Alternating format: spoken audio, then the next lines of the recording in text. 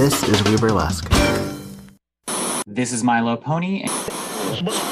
My name is Dahlia Cash. This is Tutu Susan. This is Antonio Amor. Hi, I'm Pat Smear, and you are listening to the WEBURLESQUE podcast.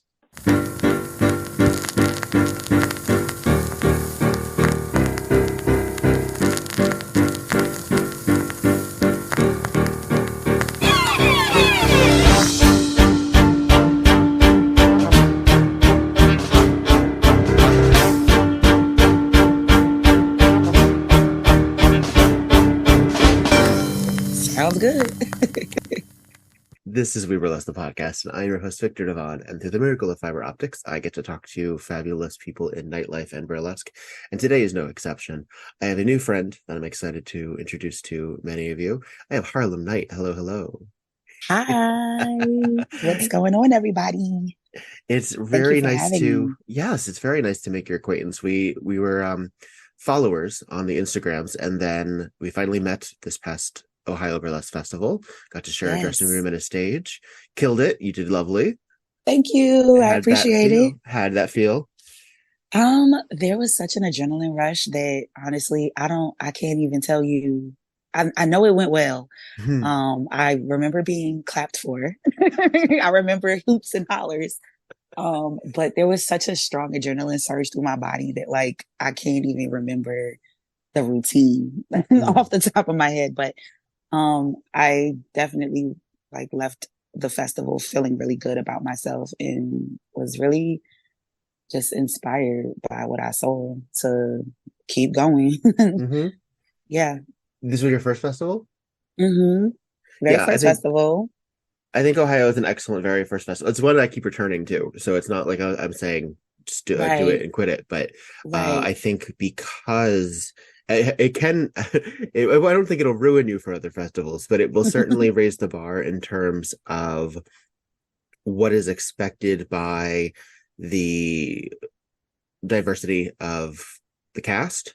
Like it really does look like you're in the dressing room. You're like, we're all going to different parties, and the fact that we're all going to the same party is really awesome. And that's one thing I love about a festival in the first place. And that we were invited and we were welcomed, not just tolerated and scooted in the door at the last minute. So yes, absolutely. It really is like a greatest hits collection. So you gotta say, you know what, I have a hit.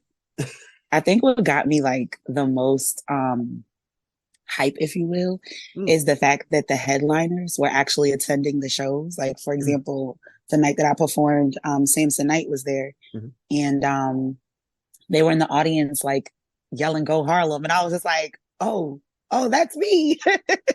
So it kind of made like my internet follow, my internet feed, my social media feed kind of like come to life in real time. So that was really, really, really cool. But yeah, Bella Sin was super, super encouraging. And they also told me, this congratulations on your first festival. It's first of many, I think, for you. So yeah, it was a great experience. Met a bunch of people who, same thing, like you and I follow each other, may not have met, just yet, but we met for the first time at the festival. I didn't get to stay the whole 3 days because fortunately, I was booked for another show back home. So I had to cut up out of there prior to the very last day, but I did stay for the first 2 days, and it was amazing experience. Yeah. It's a great experience. Speaking of Samsonite, it's really great to not only have colleagues that you look up to or that you are so impressed by, but you also get to say, and that's my colleague. Like that also, I feel, elevates oneself. And I think as long as we surround ourselves with folks that also love what they do, it will encourage us that much further. And I think that he's a perfect example of that. Yeah, absolutely. So there's a reason that this was your very first festival, and it's because you've only been doing this for a minute. Yes, I am a burlesque baby. I am technically a newbie. I have not been doing burlesque more than 2 years. I actually started in 2022 My journey into burlesque, I always tell people I took the scenic route into performing professionally because I actually, fun fact, I grew up dancing. I started performing at the age of 5. I took my first dance class at the age of 3. I performed from 5 years old up until 1920-ish. And the reason why I left the dance world back then was because of the bias, the fat phobia, the colorism, texturism. There was always a conditional hire, in certain times where at the time when my mom had control over my, my bookings, where they would tell her, oh, she's amazing. We need to do a little something different with her hair, or, we're just a little concerned that the costume might be a little too tight, So the remarks like that, when you're super young and people's opinions of you are what really fuel you, and unfortunately, pretty much heavily sway decisions and opinions and things like that. I decided when I was of the age, I decided to go ahead and leave out of the dance world. I just altogether cold stopped auditioning, cold stopped rehearsing. I literally and at that time I was in my college stage. I was in the time of like getting to know myself, that whole coming of age process, so I felt like it was a lot better. I felt like at that time it was a lot better for me to just walk away from it because dance wasn't becoming fun anymore. It wasn't liberating anymore. It almost was like it had grown up with me. So it felt more like it was a part of my childhood than it was moving into the future. But being in dance, being in performance, being in theater, all of that set me up to be professionally a makeup artist. I also dipped and dabbled in the ballroom scene, ballroom culture. So I was a part of 2 different houses. Yeah. What was your category? I used to walk women's face, big girl, perfect tens, which was face, body, fashion, and big girl sex siren when there was the category there. So I walked all women categories. I used to snatch up some trophies. Of course. And I decided to ballroom became like, it could have really gone somewhere, I think, but I also realized that the hours were not really friendly for working. I felt very, very othered in that space too. Which, as you could kind of see, that was kind of like the underlying theme for me with my dance journey, has been knowing that this is what I love to do, knowing that this is what I'm passionate about, but also feeling othered at the same time, because I literally there's no mold that I fit in these spaces at that time. So I, once again, kind of just, eased my way out of that. But in all of these spaces, I did still keep my ear to the ground, still kept in community with people who performed, just kept the love there. When you're passionate about something, you're not going to just completely leave it alone. Even if this all in Chicago? Behind the scenes. It was in several cities. So my whole beginning of my life was real spicy. Ooh. I grew up in New York City, born and raised, went to college in Maryland. Stayed in New York for a little bit. That was where I came out. That was where I really learned about my queer identity. And then in the very beginning of my coming out, my parents weren't really thrilled about it. So I decided to head back down towards where I went to college at in the Maryland, D.C. area.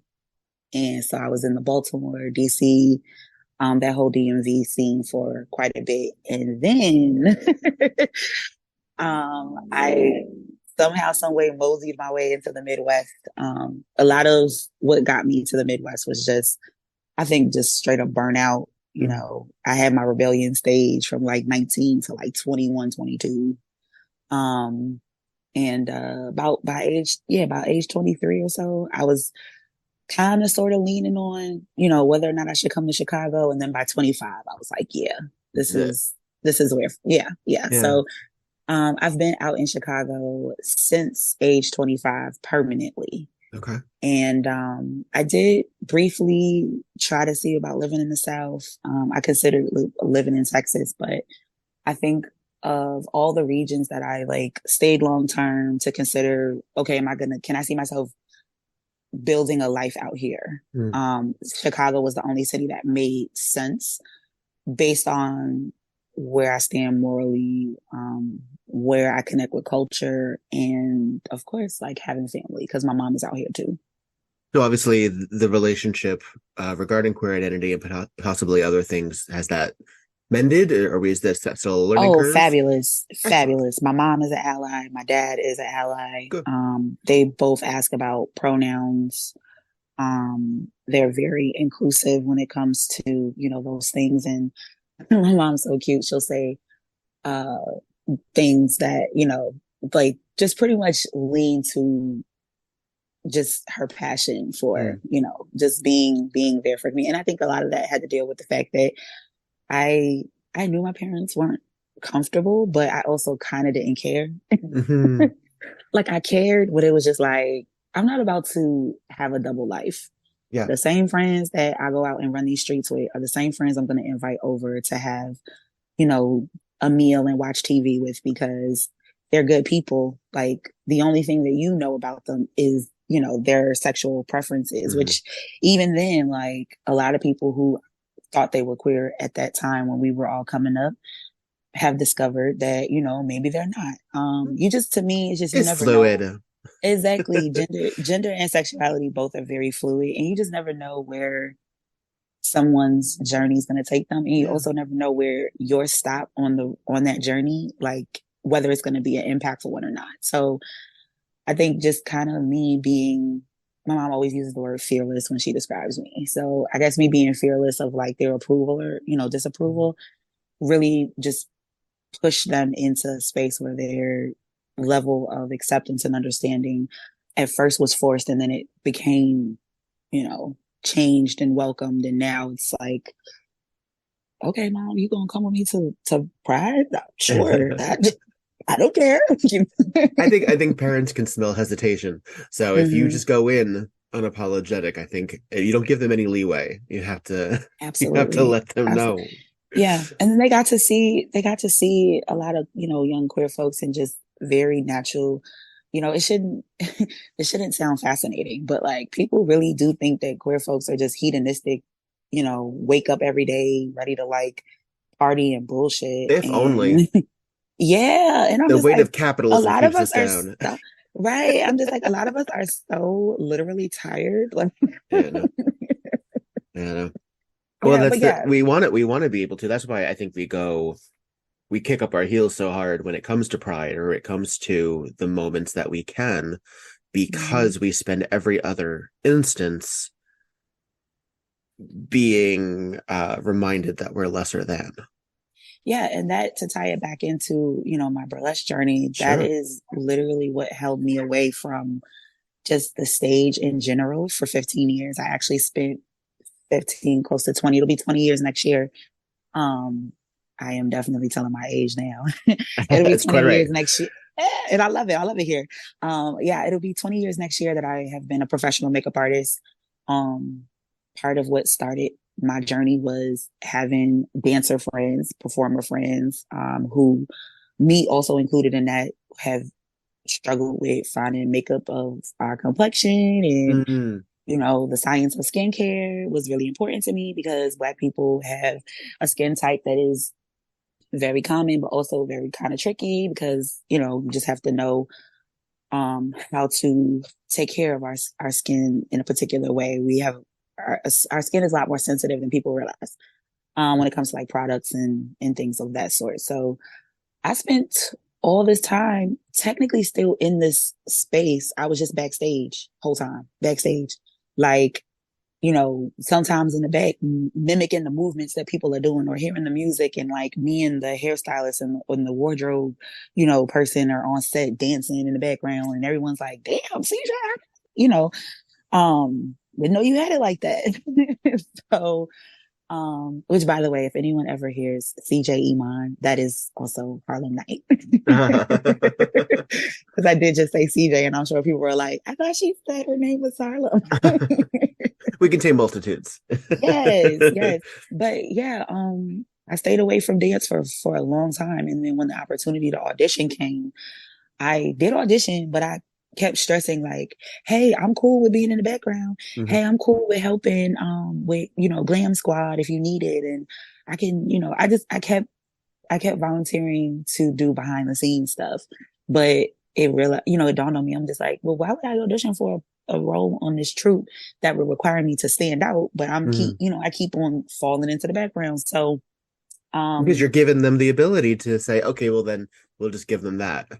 Exactly. It was kind of like I was taking those same comments and the feedback that I was getting in like the late 90s and the early 2000s and applying it to 2023, or at that time 2022. But I had to, I'm really grateful for my burlesque troupe founder, Mocha Mocha 2.0. She is a really, really radical person when it comes to full on body acceptance, body love. Very, very encouraging, very, very supportive, and speaks life into all of the troupe members. So you could just if you look at our pictures and performance videos and things like that, you can literally see where all of us had insecurities, and we all were kind of moving around and dancing in a sort of way or posing in a certain way where we were pretty much faking it till we made it. And then the turning point came and you could see oh no, we actually believe this shit. We are confident. We are body positive, radical, all of the above. And that I think is really what, just gave me kind of the green light to, do what we call go crazy, audition and submit work to everywhere. I pretty much in the back half of 2022, I think that was kind of setting me up for 2023. I was, going to the studio to rehearse by myself in addition to practicing with my group, putting my submissions out there, being willing to accept the feedback if it was going to come. And it was all, because I was at that time really just unlearning, and it was like an unlearning boot camp, so to speak, though, because we're talking about taking a decade plus hiatus from the dance world. And so my mind was really stuck in that time warp of they're only going to take one plus size body. They're only going to take probably one medium brown skin person. It probably can't be dark skin because Lord knows, or I can't wear my natural hair. I got to make sure I wear a wig because they won't accept me with my hair texture being natural. So yeah, there was all of that stuff that I would have to just tell myself to chill, smoke bowl, breathe, relax. It's going to be fine. Self-care. Yes. Exactly. So yeah, I'm here and I'm aiming to shatter a lot of barriers if my body and my knees continue to allow me to do so. It's ambition and again that passion that keeps coming up that I think drives you. So I Agreed. think that's as long as you have that in focus, and you seem absolutely focused. So thank you. Yes, I am ready. I've actually, I planned on making a post about this on my burlesque account because I try to be pretty transparent when I can be, without, of course, revealing too many gross personal details about myself. But I do want to share a stat, kind of like a flow chart, if you will, of or no, maybe like a pie chart, line graph, some kind of chart, some kind of visual to show the number of submissions that I applied to versus how many I got accepted for. Because I think, unfortunately, a lot of people get discouraged when they are only seeing the accepting offers and only seeing, the festival announcements and stuff like that. So I want to be really transparent with folks and let let it be known that like, yeah, I have my waves of booked and busy, but like, am I at a level of I can, pretty much eat off of performing burlesque? Absolutely not. No.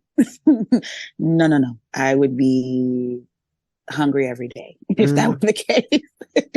Sometimes that's what it takes. Yeah, you're absolutely right. You're absolutely right. But yeah, I want to share that with folks because I think that it's really important for it to be transparently shared, when folks are not accepted into things. And it takes that, what I think I'm ready to start seeing more of is like that mean girl component or mean person, component of, but when I say mean girls, I'm really referencing the movie. Mm-hmm. Like, I don't like that. I don't like that. Unfortunately, there's a quiet agreement amongst everyone, who is relatively new and also, who has what we would call a non-conventional body type, that they don't feel included and they don't feel accepted, nor encouraged, and that it's pretty much just a performative act. And that tends to make for just bad rapport. I don't want to, try to find camaraderie with people who are new as well in the scene. Because I think it's really important to find community in people who are in that same starting off point as yourself. Mm-hmm. But I don't want to hear things that, say, oh, I'm so glad I got accepted. This was, something that this is like the only booking that I've had in, X amount of time, or I was discouraged from applying to this festival. I'm so glad I got it, or not even discouraged, but more so like I was discouraged from being rejected by all these other submissions, not just festivals. We're talking about like small stuff as well. And, the excitement, of course, you want the excitement to be there if you're booked, but it shouldn't be such a drastic high that shouldn't be you're monumental. that you're feeling like, all right, this is the one this is the core memory being locked in. Like, especially if you've been doing it for a long time, or long enough rather. Because what people don't understand is that just because you started performing on stage at a certain time doesn't mean that that's your first time ever into the, theater or the arts world in general. And so I think part of why my troupe that I'm a part of, has been really, really influential with me feeling like, yeah, I'm new, but I'm still going to apply. I don't give a damn, has been because we're all in that same space. Like, we all auditioned together, except of course for the founder. We all auditioned together and we're all doing the same thing together where, we're feeling those growing pains, but we're also feeling like, yeah, there's a lot of promise and potential, and we don't have to feel like, we're going to be in the background waving a feather for someone else for the rest of our performing careers. Because you're new, but you're not acting brand new. Like, you're not behaving in a way that implies entitlement or anything like that. You can back it up. Yeah. And it's a weird situation because we're at an industry that basically encourages longevity, and yet is constantly looking for the new thing, and yet wants people with experience. It is odd. It's complicated. Yeah, it's definitely the equivalent of like the entry level position that requires you to have a master's degree and 5 years of experience, but it's an entry level position. So you're like, huh? But yeah, I think overall, I think just my presence backstage, presence on stage, just the fact that, like, I'm walking around and I'm still new and I have not a single title under my name at this point. But I'm still like, let me at them. Put me in the game, coach. I think it's definitely it's a cute little quiet rebellion, if you will, in my opinion. Because I felt like I think the difference between when I walked away versus when I came back into performing was that the reasons were kind of similar. But when coming back in, I definitely made a commitment to myself and said, like, you're not going to let this drain you the way that you used to. You're not going to harm your body the way that you once did. And at any time you feel like you used to, that this is not something that I enjoy anymore, you will absolutely pack it up and walk away cold again, because there is no need to hang on to those feelings when you've already healed from a lot of that stuff in the years of growing up and therapy, etc. So I think that's kind of why I have been a little mouthy, appropriately mouthy. I bestowed that on you before we started recording. And I have adopted it and made it my own. I'm about to put it in a cross stitch.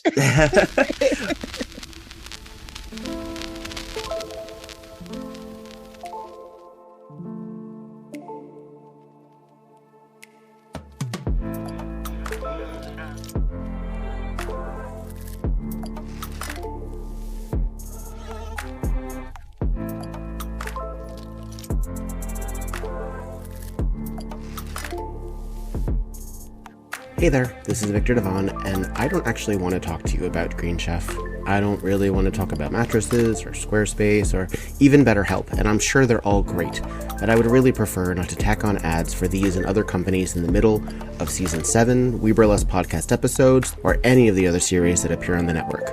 You can help me out by avoiding doing that by throwing a few dollars to the Patreon or via Venmo, PayPal, or Cash App via the links in this description. It would really help me out. I am abundantly grateful to our current Patreon subscribers. That would be Curly Bright, Bella LeBlanc, Oliver Swisky, Bear Anatomy, Sebastian Crane, Logan Laveau, Joyce Phipps, Andrea Barra, Alex Kolode, Bo Britches, Amy Blair, Stormageddon, Emma Story, Rex Halligan, Lori, Miss Brawling Beauty, and Jacourtney. Thank you so much. You can also find us at patreon.com/WeBurlesque, or go to the show notes and find any of the methods to pay me digitally. Thank you so much.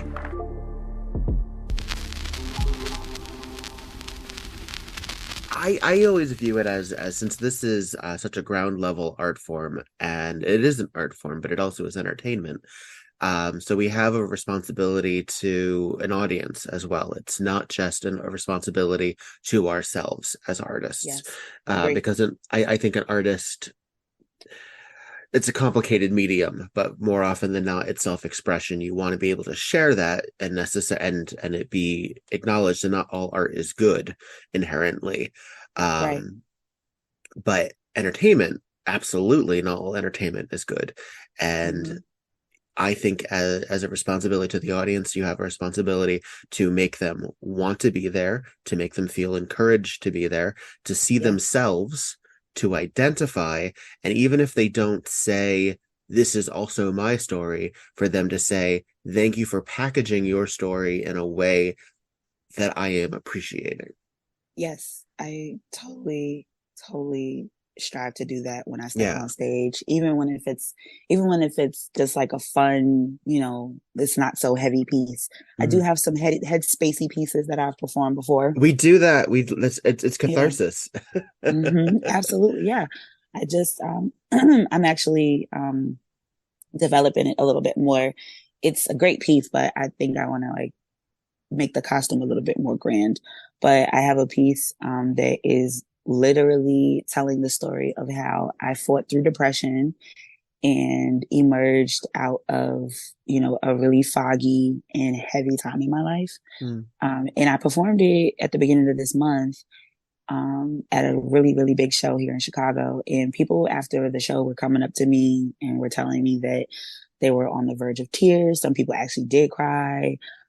Folks were jumping up and down, like clapping, like I gotta stand and at the end of that performance. And I was just like, wow, this show theme was like very like sexual, sexy, sensual, radical, etc. So I knew I was taking a risk, because it could have either gone really, really, really bad or really, really good. But I felt like that story was really important to tell, because in that particular cast, it was a very diverse cast. if anyone's not familiar with the Fly Honey show, it's an iconic Chicago staple in the arts and culture scene out here. And this year was their revamp after being on hiatus due to our good friend COVID. So it was, you know, it was a lot of energy in that room, and I think a lot of fresh energy in that room. Because if you notice, a lot of people came back into art during quarantine and then decided to really just run with it when the world opened, sort of opened back up again. And they've been running with it ever since. So it's people are actually really craving that transparency and craving that vulnerability. And I think that it's gotten now to a point where it's almost kind of like, I wouldn't say it should be expected, but I understand if there are expectations for a person who's pushing themselves to be visible, to be also vulnerable, because it's like, look, I'm already going through enough shit. Why should I pause my day, watch your little 15 seconds of whatever the hell's going on in your world, support you, care about what you have going on when I got things I'm literally like drowning in. So yeah, I definitely feel like nowadays, yeah, people want to come up to you at the end of the show and talk a little bit. It's not just a thank you for coming out, good night. So I try to kind of, you know, put that presence online as well. Yeah. And it makes it easier to just cross it on over from virtual world to real world. If you know, are that way on both sides of things. So, and of course it helps, you know, with channeling material. There are so many plus size people that come up to me, but particularly Black women that come up to me and they're like, I know I can't do it, sis. I like you doing it for us, because I know I don't have the confidence. And I hear stuff like that and I get heartbroken, but I also get excited, because I'm just like, well, you know what? I was actually you at one point. So maybe if I keep doing this and you see that I'm consistent with it, that like you can possibly step your foot into the studio space. Not saying you got to perform on this professional level if you don't want to, but if you do want to, like I kind of, and you know, and that's what I mean when I say like the whole mean girl energy. I don't want to feel like you can't sit with me because I'm the exceptional one.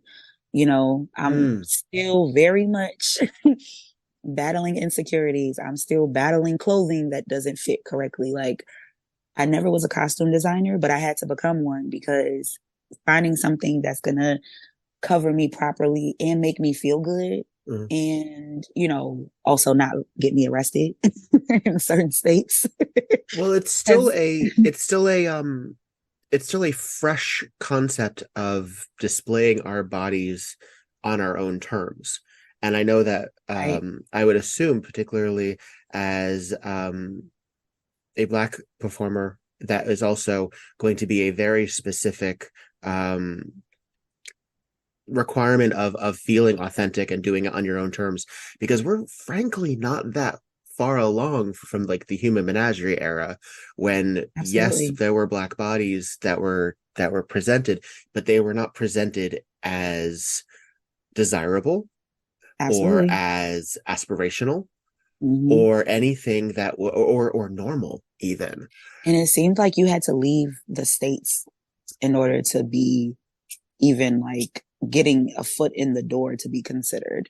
Even Josephine Baker, who is a thin performer, dealt with colorism and dealt with pigeonholing. So myself, you know, walking into this art form as at the time of, I mean, of course, you dance enough, you're going to lose weight. It's just what it is. But at the time when I came into, you know, the very beginning of my journey, I was sitting at 300 plus pounds and, you know, size 22s. There weren't costumes that were fitting, that were made for me at all. I had to get things custom made, or I had to take underwear and like, you know, just pretty much embellish it out or do whatever for my own. Which, I mean, again, it's one of those things where, you know, you take that as a kind of sort of a blessing because you're saving money, one.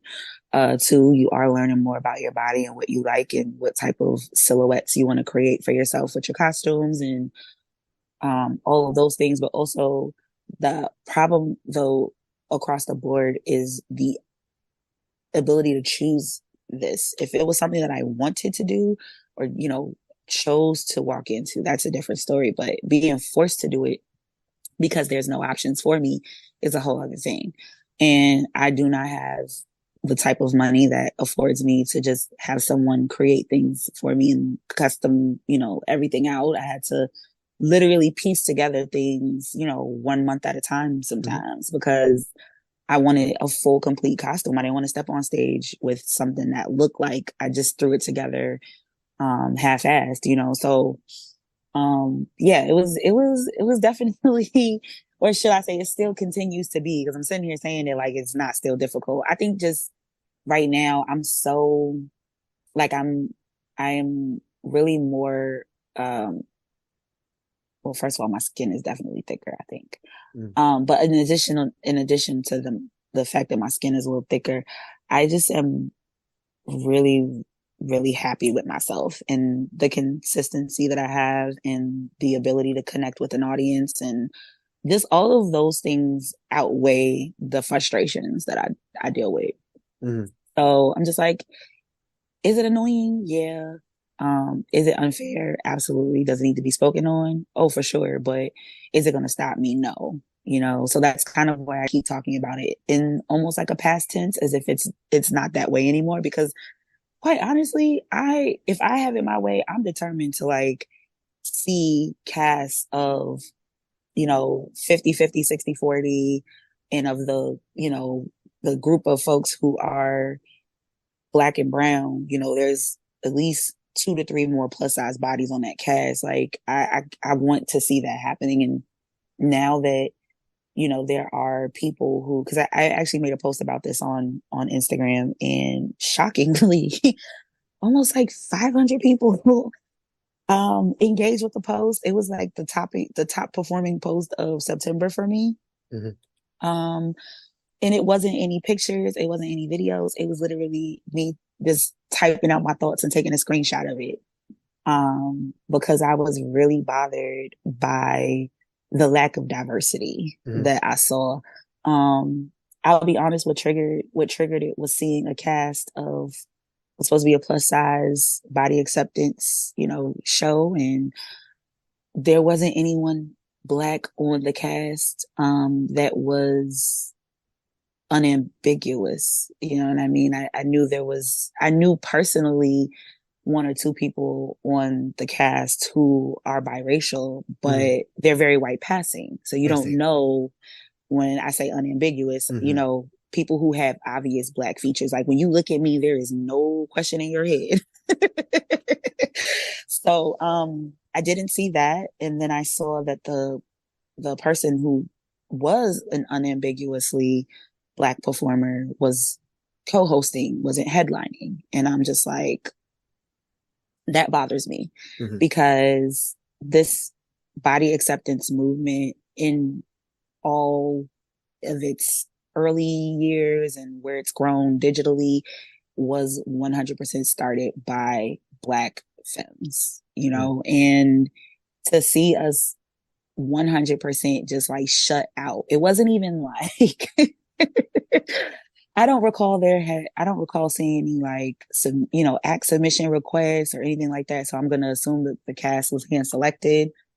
So that kind of also added a layer of like confusion for me, because I'm just like, well, nowadays you can't really say you don't know if there are any Black and plus size performers, because a ton of us are on social media. We're on social media real heavy. There's actually a full out directory that Pochop created that has Black dancers of all genders, body sizes, and different by state and city. You can find them, and there's a subcategory of what they do, whether it's burlesque, drag, So,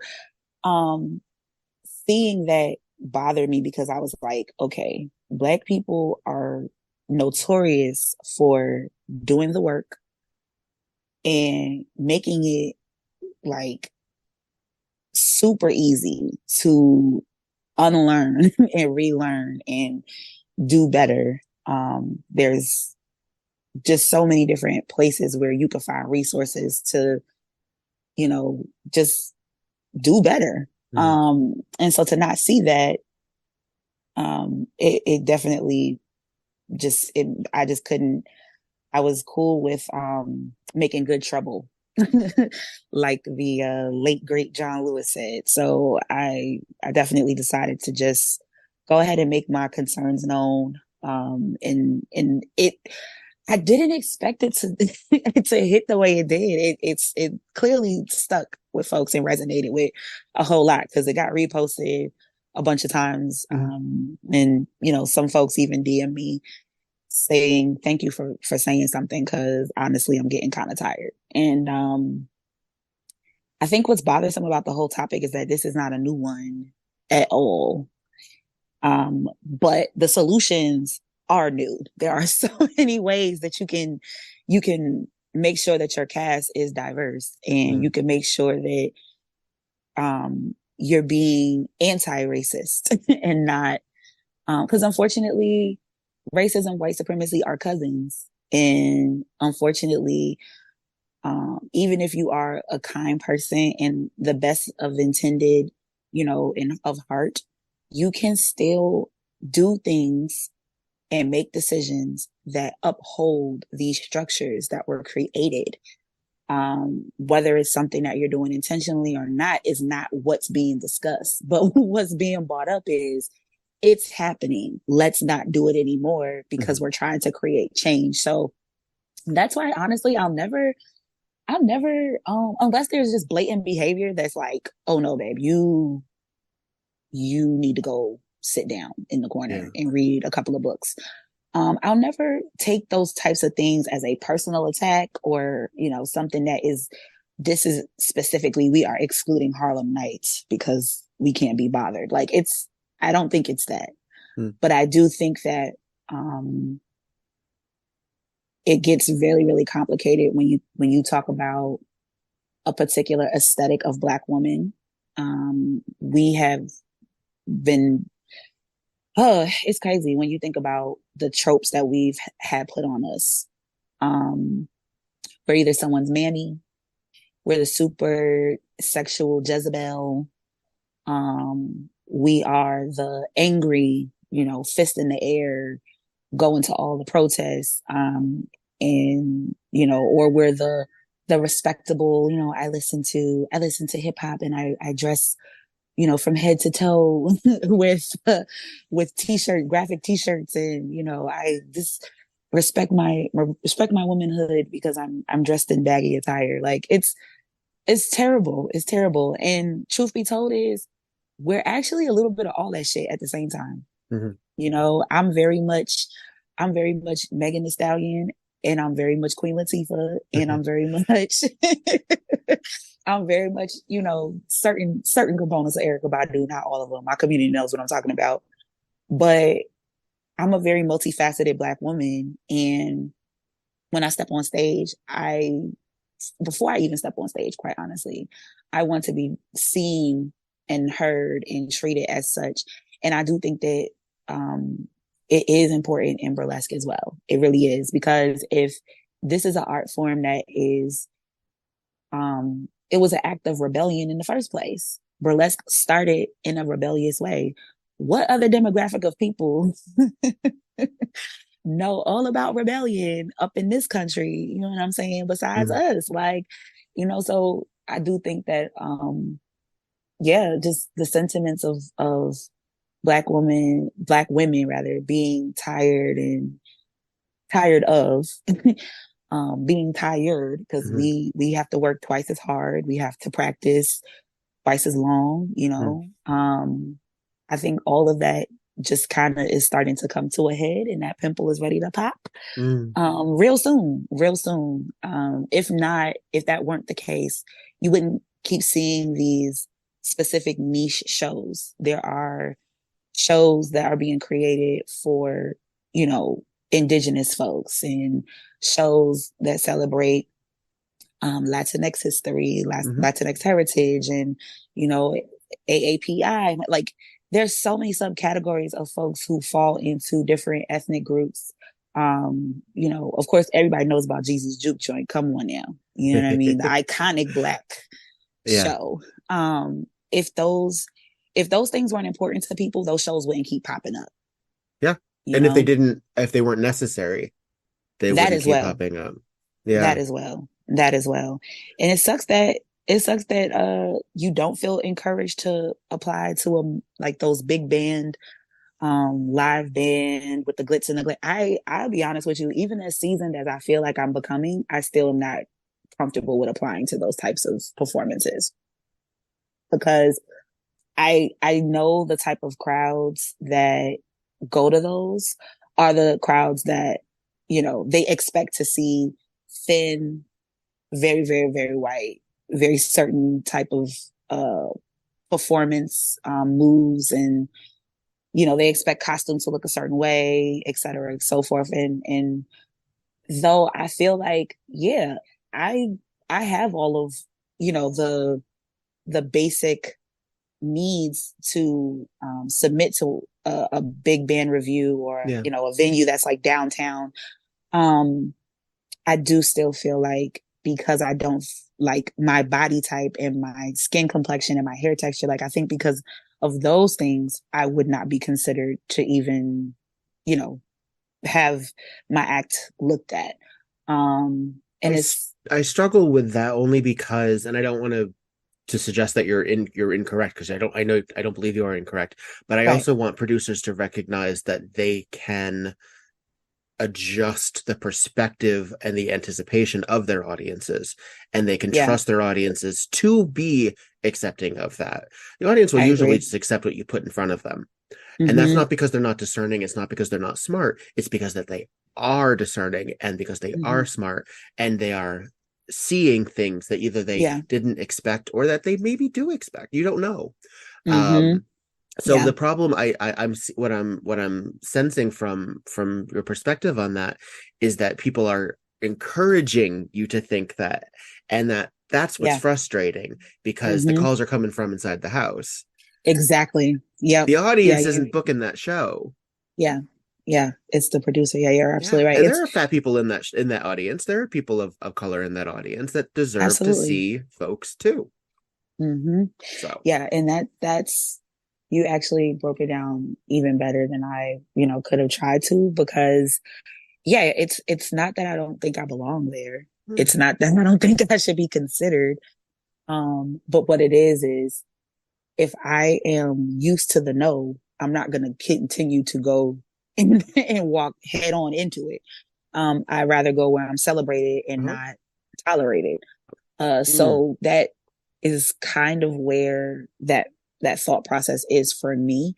Now, of course, if a producer reaches out to me, I am more than willing. Like, yes. And that's not to say all downtown venues are like that. There are definitely places that have producers who encourage hiring or at least auditioning, you know, a bunch of different type of acts, different folks of different backgrounds and of different experience levels.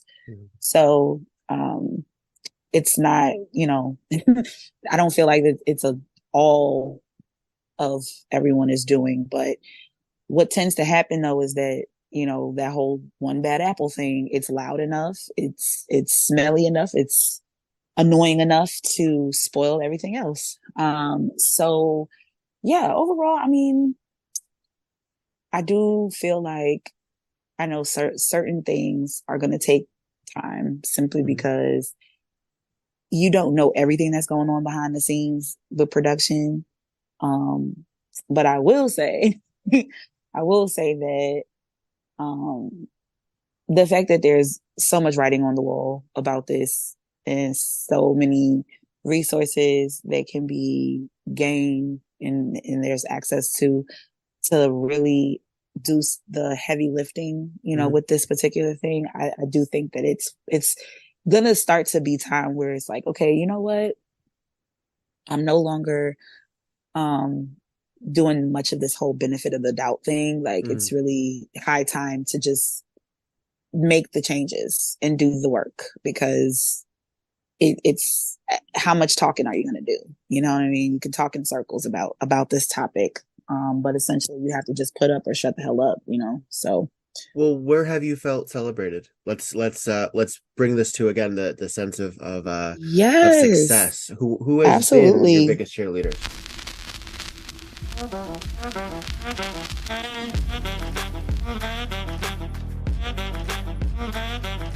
This is Viktor Devonne, and it is time for you to submit your video for consideration. The Silver Tusk Awards is presenting a brand new category for 2024, Favorite Video Performance. You can submit a finished burlesque video of any style, any type, whether it's a one-take wonder, whether it's edited up, if it's music video style, whatever. It can be a freshly made video, or updated from a previous one, and it can even be a video made from the before times, during lockdown, or whatever. You send it to us, and it will go on the ballot for Favorite Video Performance. The finals not only will be featured during the show and be voted on for the final winner, but each of them will get $125 for the broadcast rights. Go to silvertuskawards.com for more information and to fill out the form. Thanks!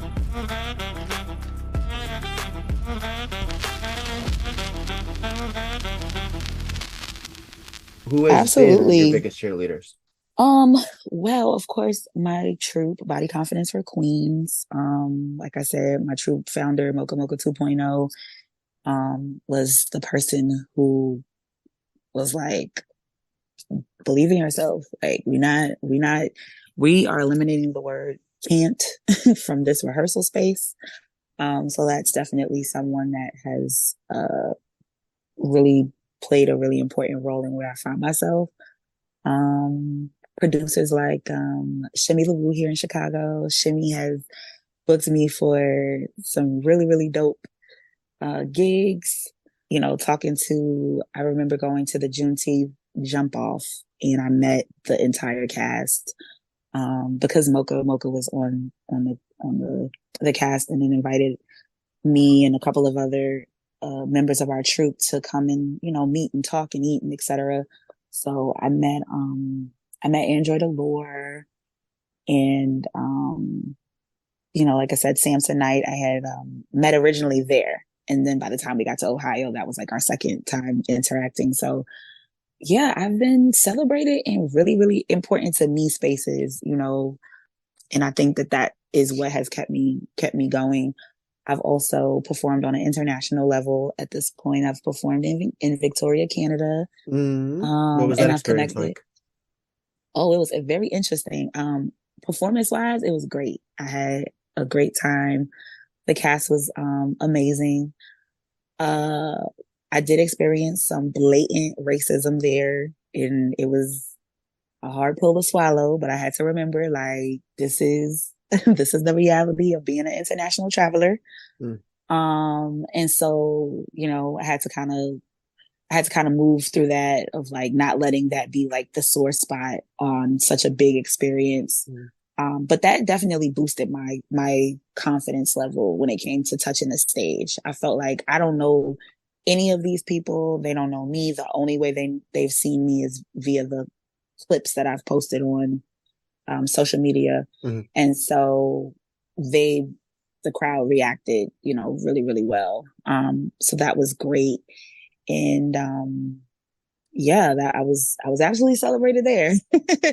Absolutely celebrated there. I also have to give a huge nod to Goddess Brickhouse, who is in the Seattle area. My very first out of town gig was Sunday Night Sugar Shack. I was personally selected, so that felt really, really great. And that crowd was amazing. It was the most rowdiest crowd I had ever performed of. I think to this day, they are still the rowdiest crowd I've ever performed for, in a good way. They were rowdy in a good way. They definitely encouraged me to cut up. And that was kind of like the first time I really felt comfortable with audience engagement and participation. Because before then I was still kind of like stage only performing. So, yeah, I feel like that catapulted me into really like attacking these submissions and attacking these stages and these performances. Also big deal for me was becoming an MC this year. Yeah, so last year we had a show, my troupe had a show, and we planned everything out. We are our own production company. We planned everything down, and then normally what happens is Mocha is our MC, but for the Halloween show, she performed at the end, and someone needed to bring her out, and I was like, "Who's gonna bring her out?" And everyone's looking around, and we're like, and so I was like, as I grabbed the mic and brought her out, and I stayed on the mic towards the end of the show, and then it dawned on me. I was like, did I just MC a bit? They couldn't get you off that mic. Yeah, so a minute. Okay.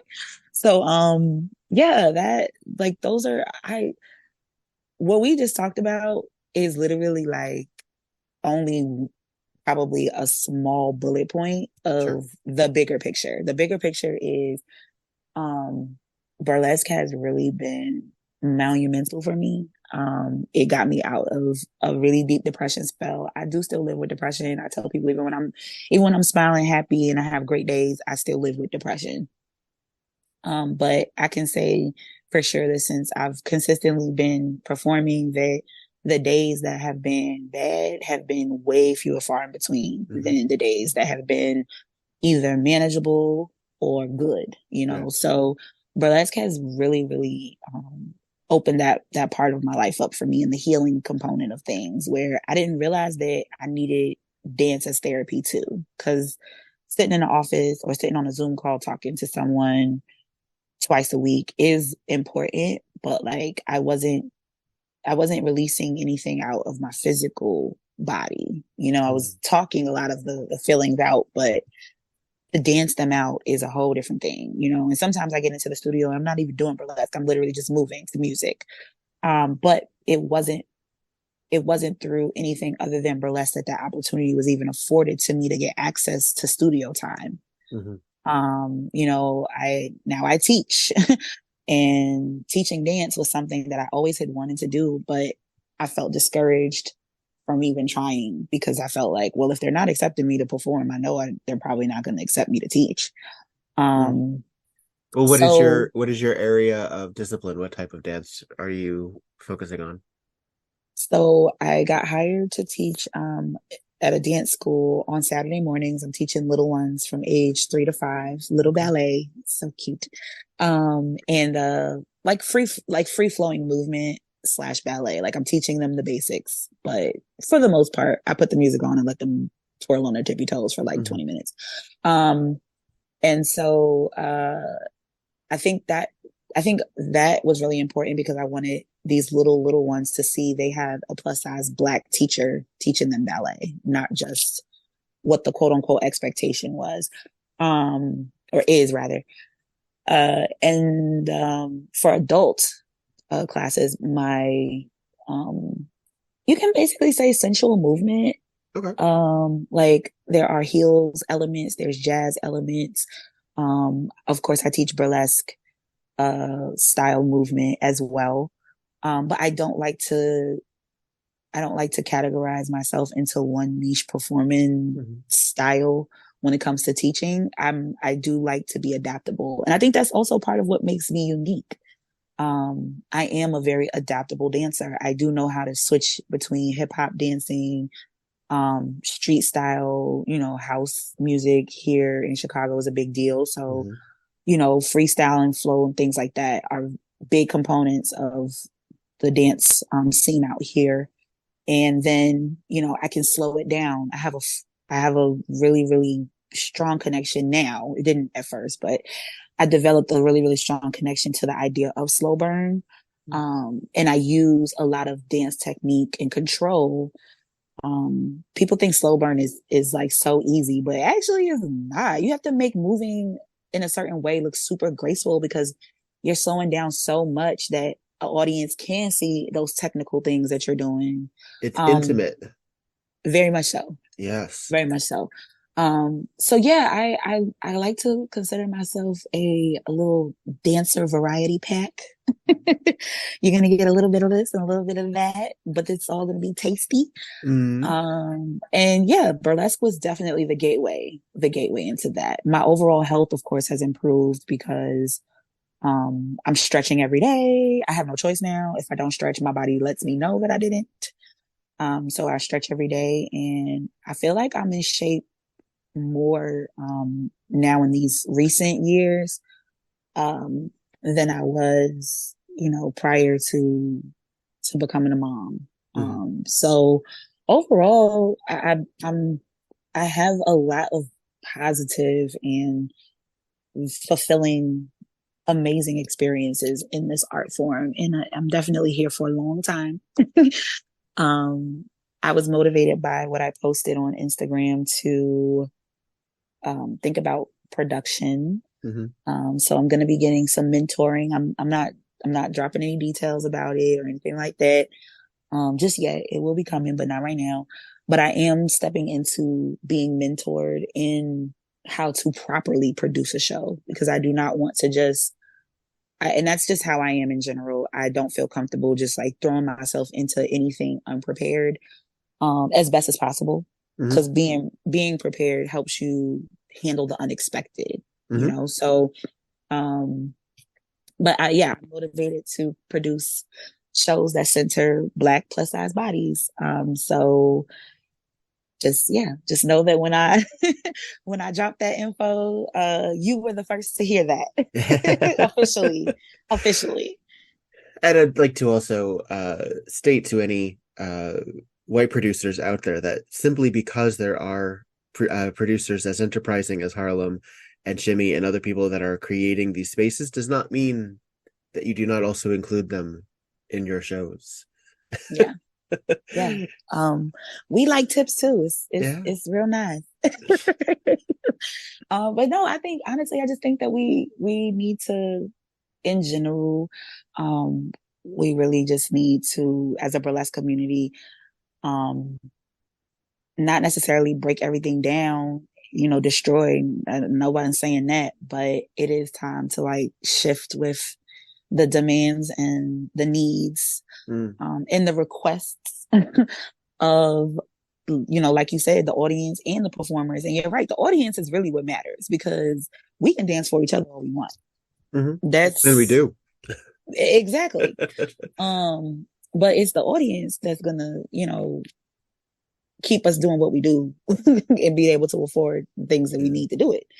And not just that though, it really is about connection. Like I said, I wouldn't have created such a personal piece of art if I didn't want it to be seen. I didn't create my choreography to only do it for myself. So yeah, the access to seeing, I just performed on Saturday, and there were so many Black folks in the room. I got excited. Like, I got super excited. And I know I did, how it is. Sometimes you'll plan out a whole choreographed number, do that in rehearsal a million times. And then the feedback of the audience is, the energy is so different that you're like, okay, I'm going to throw all that shit out. And I'm just about to like full out improv this bit, this part of it. And it was so exciting. It was so exciting. I do think that the fringe arts is where it's at. I've definitely tried the whole celebrity Hollywood right now. Don't get me wrong. Look, Rihanna, if you're trying to put me in a fancy fashion show, I like your underwear, girl. but if my space is supposed to be in fringe and really just continue to do this work here locally, where it's every day, not just like something projected on a screen once in a year. I'm down for that too. Because the everyday person and the ones walking around, closest to you are going to be those first supporters that you have, regardless of how big you might find yourself on, biggest stage you might find yourself on. So yeah, I'm very comfortable with continuing to do what I do. I do feel like, you know, I I could tell that there are some who will probably take the scenic route to get me on a cast because of my good trouble. But it's okay. It's quite all right. That's part of it. No one on this earth is gonna all collectively, you know, like what you say or like you, period. That's never gonna happen. And vice versa. No one's not gonna all collectively, you know, not like you or hate you.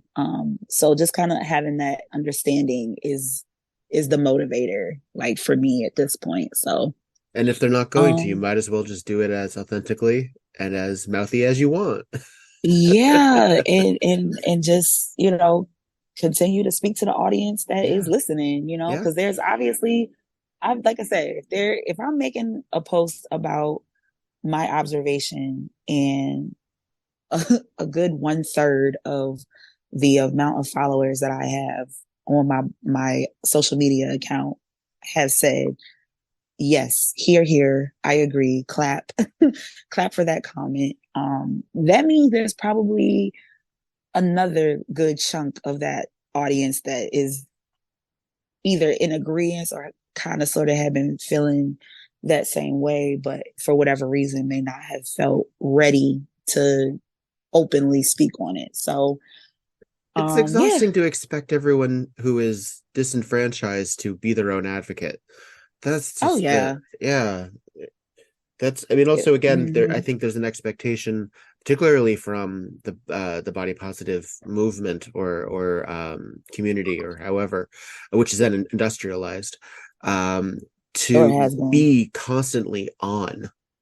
And again, it's that sort of like exhaustion limit that I'm like, sometimes we just want to exist. Sometimes it's just, and I'm learning this. I'm learning this sort of still as I go. So I just turned 40, and I just got booked for my first headlining gig, and I would like to say thank you. And I've been doing this 17 years. This is my first headlining gig. Okay. And I mean, I've headlined my own shows, but that's very different. It's very different to be invited. Exactly. And I'm doing WEBURLESQUE in Seattle. And congrats. Thank you. And Pucks invited me. Rebecca is welcoming me, and I feel very welcomed and included. And it's difficult to a certain degree because fat was never a term that I self-ascribed to.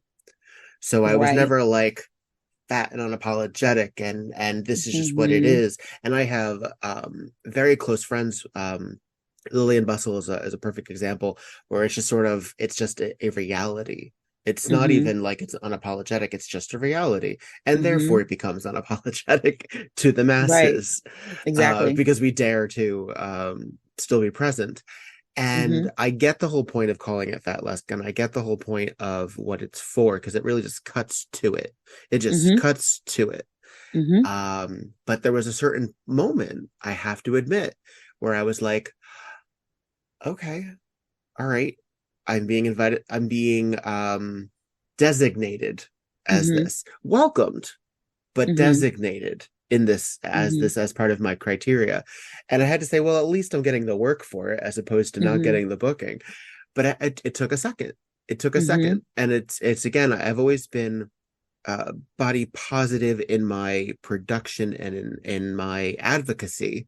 But I don't always advocate for myself. And I need to, that's its own ball of wax. It's really easy sometimes to call out for the other. But sometimes, as I said, the calls come inside from the house.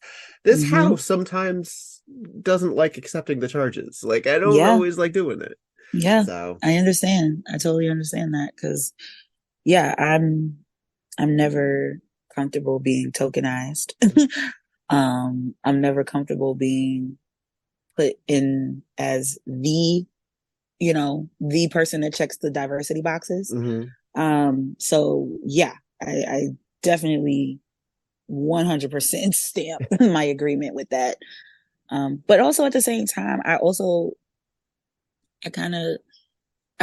like split down the middle sometimes because I also feel like, well, there's got to be a first. There's got to be there's got to also be like a sense of normalcy created. So maybe this will continue to happen, but it won't be talked about so heavily where it feels like it's radical.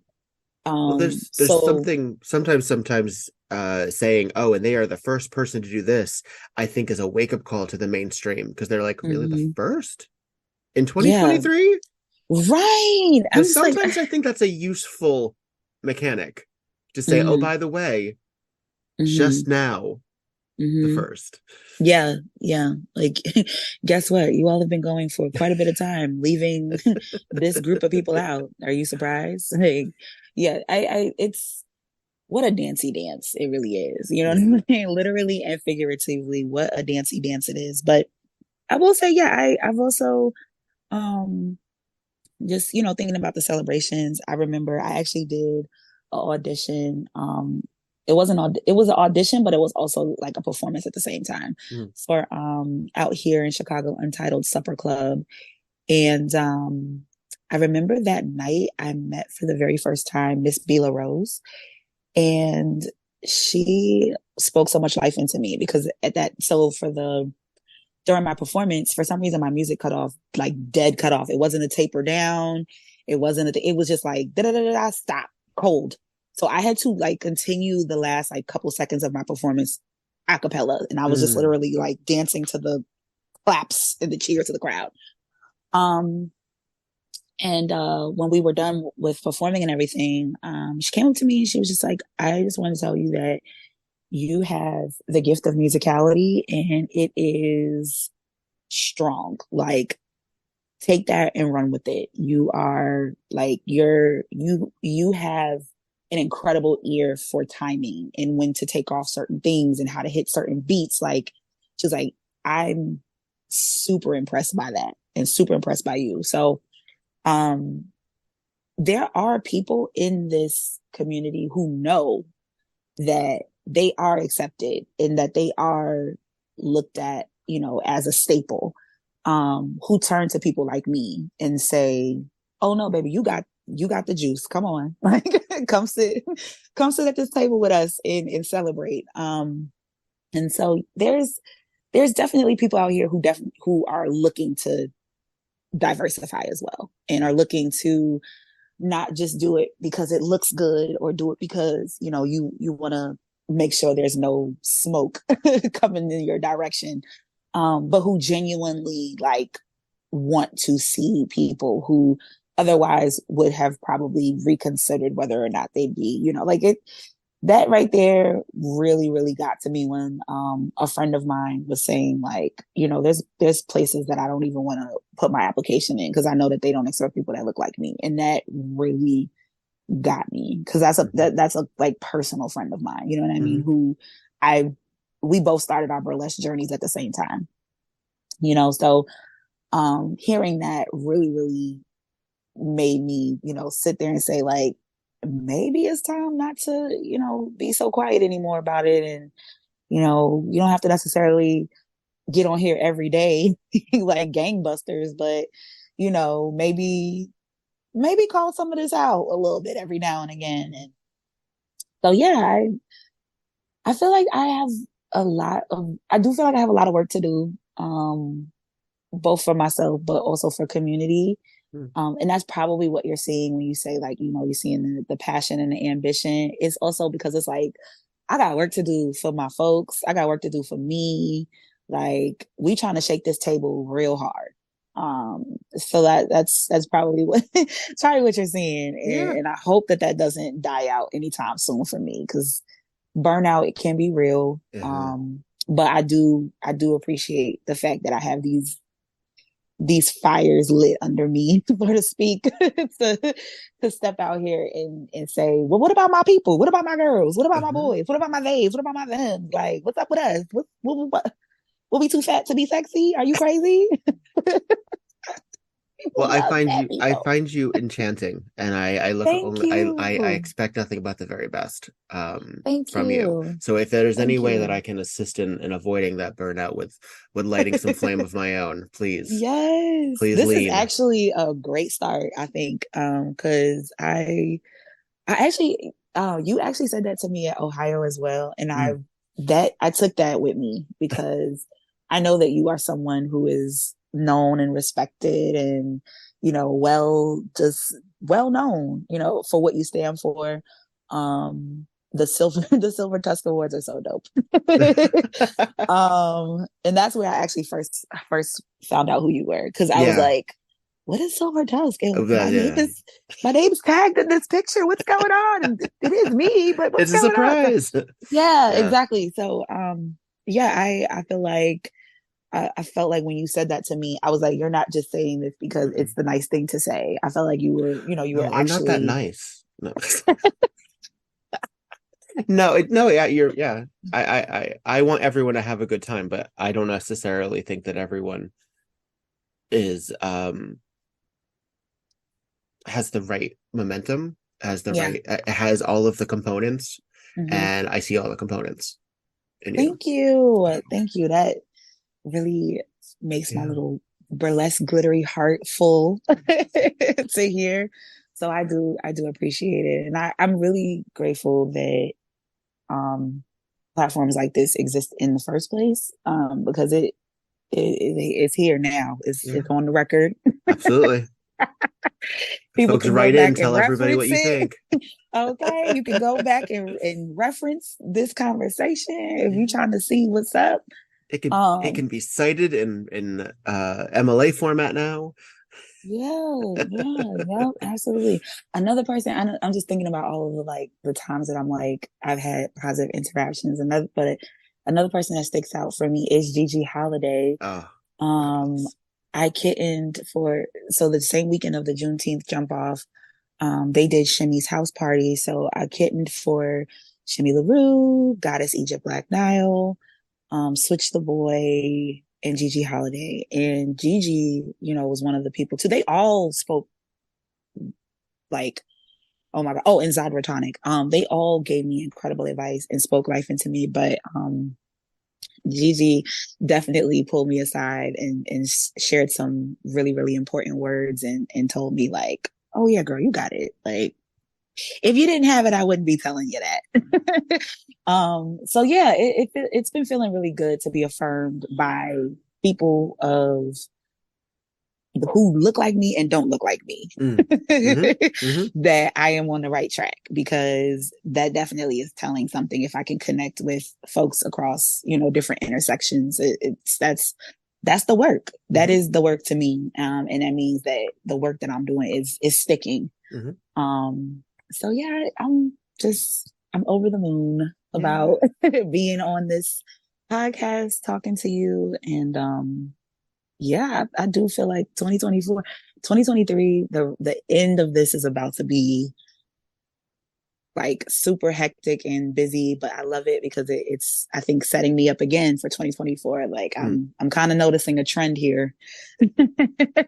So I'm like, okay, well, the end of last year was, prepping me for the busyness, and the visibility that's growing for this year. And so I think it's kind of just like going further from there. So, well, tell me and the folks at home the ways that they can keep in touch with what you've got going on. Yes. So I have been casted as Drosselmeyer in the Butt Cracker Burlesque here in Chicago. So you can go on to my Instagram account and follow my rehearsal, process with that. My IG is MISS Harlem, like New York, and Nyte, NYTE. Which is where my stage name comes from. It's because I'm originally from Harlem, New York. A lot of people thought it was the movie reference. It's just well, the movie couldn't have the reference without right. Exactly. So yeah, I am very active on there. I'm also active on TikTok. And that is the same. It's just no miss. It's Harlem.NYTE Nyte. Cool. I will tag the things. Well, yes. Thank you for spending time with me and giving me a chance to get to know you a little bit better. I look forward to the day we trod boards again. I told Shimmy I got to get my way to Chicago sometime. So come on, we I will manifest that. Yes, we welcome you with open arms when you're ready. Hopefully, I'll see you on the West Coast at some point. All right, please come on down. Yes, I'm ready to see the sun go down at 10 o'clock. I'm tired of these 7, 8 o'clock sunsets now. Ready already. It's been like, I don't know if any of the audience can tell, but I have been sinusing. My voice is a little deeper than normal. And it has been such a weird weather situation in Southern California. But we are experiencing cooler evenings. Okay. But it's still very pleasant, and I do not miss the snow. Yes. So I'm happy about that. Yes, absolutely. I don't miss it either, but I'm here for a while. I'm in the Midwest for quite a bit of time, but it's okay. That's what being a traveling performing showgirl is about, right? Catching that weather. Well, continue to thrive. I expect nothing less, and I will include in the show notes, folks at home, the ways that you can keep in touch with Harlem, and I suggest that you do. And I really appreciate your time. Yes, it was a pleasure. Thank you.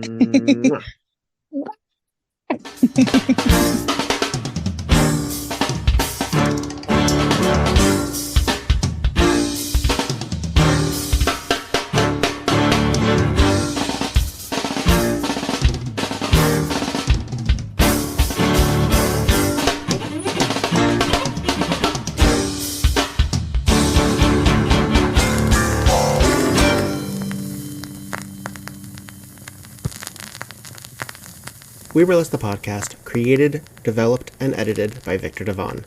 Podcast artwork by Logan Laveau. We Burlesque the Podcast cover art photography by Atticus Stevenson. Theme song, On a 45 by This Way to the Egress, used with permission. All incidental music via Pixabay under the expectation of fair use. Please visit WeBurlesquePodcast.com for notes on this and every other episode. Follow We Burlesque and Viktor Devonne on just about every platform, and support the podcast via patreon.com/We Burlesque. Don't got the cash? Please follow, subscribe, and give 5 stars on every platform you can get your hands on. It really does help. All original material is owned by Viktor Devonne and White Elephant Burlesque Corporation. All other materials property of their respective copyright. No infringement, while likely, is intended. This episode and all episodes thereafter are in memory of Lucky Charming. Miss you, friend.